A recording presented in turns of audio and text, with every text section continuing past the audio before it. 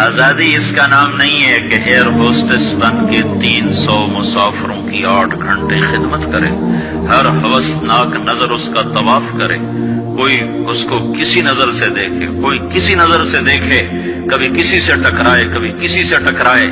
یہ آزادی ہے، یہ آزادی ہے۔ ہمارا آسٹریلیا سے سفر ہو رہا تھا، سنگاپور 8 گھنٹے کی مسلسل فلائٹ تھی۔ بڑا جمبو جہاز، اور وہ لڑکیاں ادھر بھاگ رہی ادھر بھاگ رہی۔ ایک مجھے وہاں خیال آیا، دوسری دفعہ ہمارا سفر نیو یارک سے تھا، نیو یارک سے ہم چلے اور قاہرہ ہم اترے۔ قاہرہ 11 گھنٹے کا مسلسل جہاز کا سفر، مسلسل 11 گھنٹے ایک ٹانگ پہ کھڑے ہو کے لڑکیاں بھاگ رہی، وہ لڑکے ایئر ہوسٹس بھاگ رہی ہیں، اور اس کے ساتھ 300-350 کا مسافر جہاز ہے۔ ہر نظر ان کو طواف بھی کرتی ہے، بلاتی بھی ہے، پکارتی بھی ہے۔ اور ایک لڑکی گھر بیٹھ کر اپنے خاوند کی خدمت کرتی ہے، اپنے بچوں کو پالتی ہے، اور اس کا خاوند اس کو باہر سے کما کے لا کے دیتا ہے اور اسے گھر میں عزت کے ساتھ رکھتا ہے۔ اس کا نام غلامی رکھا، اس کا نام آزادی رکھا۔ ہوٹل میں وہ چائے سرو کر رہی ہے، یہ آزادی ہے۔ اور وہ کاؤنٹر پہ جنرل سٹور پر 8 گھنٹے کھڑے ہو کر وہ سارا دن تھکن سے چور ہو جاتی ہے، پھر اس نے گھر جا کے کھانا خود تیار کرنا ہے۔ وہ گھر میں اس کا خاوند کوئی نہیں بیٹھا، وہ بوائے فرینڈ ہے، وہ آج اس کے ساتھ ہے، کل کسی اور کے ساتھ ہوگا۔ ایک ڈرامہ رائٹر تھے اشفاق احمد خان رحمت اللہ علیہ، میری ان سے اچھی دوستی تھی۔ تو جب ایک دفعہ ہماری ان سے ملاقات ہوئی، جنید جمشید نے ان دنوں تازہ تازہ گانا چھوڑا تھا، توبہ کی تھی، تو وہ ابرار مجھے ملنے کے لیے، ابرار یہ جو آج کل گانے کا تھا، وہ مجھے ملنے کے لیے آئے۔ تو ہم ایک گھر میں تھے، تو وہ اشفاق صاحب کہنے لگے کہ میں اس تبلیغ کے کام سے متاثر ہوا انگلینڈ میں، کہ ہم ایک پارک میں بیٹھے تھے، ایک جماعت آئی تبلیغ والوں کی، انہوں نے آ کے مغرب کی اذان دی، نماز شروع کر دی۔ 15-16 لڑکیاں وہاں کھڑی تھی۔ ایک نماز ختم ہوئی تو لڑکیاں آگے بڑھی، تو میں نے اپنی بیوی سے کہا چلو ہم بھی چل کے سنیں یہ کیا کہتے ہیں۔ تو جب وہ پہنچے ہم وہاں، تو وہ لڑکی نماز پڑھانے والے سے کہہ رہی تھی آپ انگلش جانتے ہیں؟ اس نے کہا جانتا ہوں۔ کہا آپ نے کیا کیا ہے؟ کہا ہم نے عبادت کی ہے۔ اس لڑکی نے کہا آج تو اتوار نہیں۔ انہوں نے کہا ہم دن میں 5 دفعہ پڑھتے ہیں، 5 دفعہ۔ مجھے نہیں پتا ان بچیوں میں کتنی ہیں جو 5 دفعہ نماز پڑھتی ہیں، شاید کم ہی ہوں گی۔ اللہ کرے تم سب کو یہ دولت نصیب ہو جائے۔ یاد رکھنا، سجدوں میں سر رکھے بغیر نہ کبھی کسی نے اللہ کو پایا نہ پا سکتا ہے، اور سجدوں میں آنسو بہائے بغیر نہ کبھی کسی نے دل کی دولت کو سمیٹا ہے نہ کوئی سمیٹ سکتا ہے۔ یہ دل کا چین و سکون میرے اللہ کی قسم پیشانی کو زمین پر رگڑنے میں ہے، اور اس پیشانی پر آنسو بہانے میں ہے۔ باتوں سے بات نکل آتی ہے۔ جنید جمشید 1997 میں سب سے پہلے مجھے ملا، مجھ سے کہنے لگا مولوی صاحب، ایک پاکستانی جس گلیمر کو خوابوں میں دیکھتا ہے، جس زندگی کا خواب دیکھتا ہے، وہ زندگی مجھے حاصل ہے۔ میرے پاس دولت بھی ہے، عزت بھی ہے، شہرت بھی ہے، چاروں طرف میری زندگی رقص کرتی ہے، لیکن اس کے باوجود میرے اندر اندھیرا ہے، خلا ہے۔ میں اس کے الفاظ بڑے خوبصورت، کہنے لگا میں وہ کشتی ہوں جس کا کوئی ساحل نہیں۔ اللہ اکبر۔ یہ کیا وجہ ہے؟ مجھ سے کہنا کہ یہ کیا وجہ ہے، ایسا کیوں ہے؟ میری تو ہر خواہش مجھے حاصل ہے۔ اور بالکل یہی بات چند لفظوں کی تبدیلی کے ساتھ مجھے سعید انور نے کہی جب وہ 3 دن کے لیے ہمارے ساتھ نکلا پہلی دفعہ۔ مجھ سے کہنے لگا میں یہ سوچا کرتا تھا عزت، دولت اور شہرت یہ میری زندگی کا مقصد ہے، صرف 22 سال میں مجھے سب کچھ مل گیا، عزت بھی، دولت بھی، شہرت بھی، لیکن دل اسی طرح پریشان۔ 100 بار چمن مہکا، 100 بار بہار آئی، دنیا کی وہی رونق، دل کی وہی تنہائی، تو رونق بھی ہے، بہار بھی ہے، پھر دل کیوں اداس ہے، پھر دل کیوں پریشان و غمگین ہے؟ کہ اس سوچ نے مجھے یہ مجبور کر دیا کہ میں نے مقصد کے انتخاب میں غلطی کھائی ہے۔ مقصد کے پانے کے بعد تو آدمی چین میں آتا ہے۔ مجھے اگر عزت، دولت، شہرت میرا مقصد ہے، مجھے مل چکا ہے، پھر مجھے چین کیوں نہیں، پھر مجھے سکون کیوں نہیں؟ تو مجھے پتا چلا کہ نہیں، مقصد زندگی کچھ اور ہے۔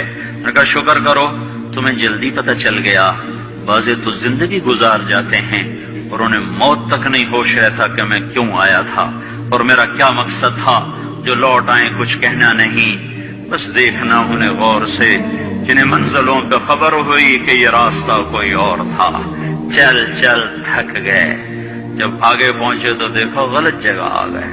واپس مڑنے کا وقت ختم ہو چکا ہے، شام ہو چکی ہے، اندھیرے چھا چکے ہیں، اب واپس مڑنے کا راستہ نہیں ہے۔ شکر کرو کہ اللہ تعالیٰ نے ہمیں ایمان کی دولت عطا فرمائی، اور تم 22 سال کے، تم جلدی 30 برس کی عمر میں ہی تمہیں ہوش آ گیا کہ نہیں میری زندگی کا مقصد کوئی اور ہے۔ اس نوجوان نے کہا ہم دن میں 5 نمازیں پڑھتے ہیں۔ اس لڑکی نے کہا یہ تو بہت زیادہ ہے۔ اس نوجوان نے کہا، لمبی خیر بات ہو جائے گی، آخری بات بتاتا ہوں۔ تو جب وہ بات ختم ہو گئی تو اس لڑکی نے آگے ہاتھ بڑھایا کہ اچھا خدا حافظ۔ تو اس نوجوان نے کہا میں آپ کو یہ ہاتھ نہیں لگا سکتا۔ اس لڑکی نے کہا کیوں؟ کہا یہ ہاتھ میری بیوی کی امانت ہے، یہ صرف اسی کو چھو سکتا ہے اور کسی کو نہیں چھو سکتا۔ تو لڑکی کھڑی تھی، اس کی چیخ نکلی اور زمین پہ گر گئی اور اس کی ہچکیاں لگ گئی اور وہ پھوٹ پھوٹ کے رونے لگی اور کہنے لگی وہ لڑکی کتنی خوش قسمت ہے جس کے تم خامند ہو، کاش یورپ کے مرد بھی ایسے ہوتے۔ اور روتی ہوئی، آنسو بہاتی ہوئی اٹھ کے چل دی۔ تو اشفاق مرحوم کہنے لگے میں نے اپنی بیوی سے کہا بانو آج وہ تبلیغ ہوئی ہے کہ لاکھوں کتابیں چھپ کر بھی وہ پیغام نہ پہنچتا جو یہ لڑکا اپنے عمل سے پہنچا گیا۔ تو ہمیں ایک زندگی کا میرے عزیزوں مقصد ملا ہے، اللہ ہماری منزل ہے، ہم اللہ کو سامنے رکھ کے زندگی گزارنے والے ہیں، ہم آزاد نہیں۔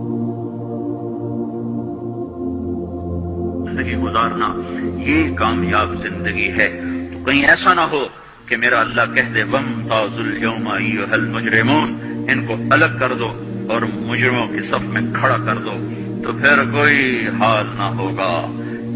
ہائے اللہ کے نبی نے کہا کتنی عورتیں ہوں گی جن کو سر کے بالوں سے فرشتے پکڑ کے گھسیٹ رہے ہوں گے اور وہ کہیں گی ہائے ہمیں بچا لو، ہائے ہمیں بچا لو۔ اور کتنے مرد ہوں گے جن کے جبڑوں میں ہاتھ ڈال کر فرشتے ان کو گھسیٹ رہے ہوں گے، وہ کہیں گے ہائے ہمیں بچا لو، ہائے ہمیں بچا لو۔ تو اس وقت اللہ کہے گا اولم نعمرکم ما یتذکر فیہ من تذکر وجاءکم النذیر، میرے بندے یہ چند آنسو دنیا میں بہا لیتا، جو آج تو کر رہا ہے تو ہائیاں دے رہا ہے، یہ تو دنیا میں دے لیتا تو آج اپنے رب کی رحمت کو دیکھتا۔ تجھے بتانے والے بھی آئے تھے، تمہیں سمجھانے والے بھی آئے تھے، لیکن تو مذاق اڑاتا رہا، تو ان کے ساتھ مستیاں کرتا رہا۔ آج دیکھ ایمان والے کتنے اونچے جا رہے ہیں، جنہوں نے مجھے راضی کیا کتنی بلندیوں کا سفر کر رہے ہیں، اور ان کے ساتھ میں کیا کرنے لگا۔ یہ کامیابی اس کو ملے گی جو اپنا سب کچھ اپنے اللہ پر لگا دے گا، وہ اپنا سب کچھ اللہ کے محبوب صلی اللہ تعالی علیہ وسلم کے طریقے پر لگا دے گا۔ یہ کامیابیاں اس کا مقدر ہیں۔ یہ زندگی چند روزہ ہے، اور آج ایک سیلاب ہے میری عزیزوں مغرب کی تہذیب کا، اس انٹرنیٹ نے اور اس ٹی وی نے اور اس میڈیا نے ہم سے ہمارا سب کچھ چھین لیا ہے، سب کچھ ہمارا چلا گیا ہے، اور سوائے اچھل کود کے، کھیل کود کے اور زندگی کا کوئی منزل نہیں رہی۔ میں آپ سب کے سامنے یہ درخواست کرتا ہوں کہ اپنی زندگی کی منزل طے کرو۔ پہلے یہ سوچو اور سمجھو کہ یہ صبح، یہ شام، یہ دن، یہ رات، یہ جو گزر رہے ہیں مجھے کہاں لے جا رہے ہیں، میرا سفر کدھر کا ہے، میں کہاں جا رہی ہوں، میری آخری منزل کیا ہے۔ اس کے مطابق اپنی زندگی کی ترتیب بناؤ۔ میرے آپ کے نبی نے فرمایا الکیس من دان نفسہ وعمل لما بعد الموت، سمجھدار وہ نہیں جو مشہور ہو جائے جو عزت اور دولت کو اکٹھا کرے، سمجھدار وہ ہے جو اپنی آخرت کا سامان تیار کرے اور اپنی موت کی تیاری کرے۔ اس پر جو جم جائے گا وہ دنیا اور آخرت میں کامیاب ہے، جو اس سے ہٹ جائے گا وہ ہلاک و برباد ہے۔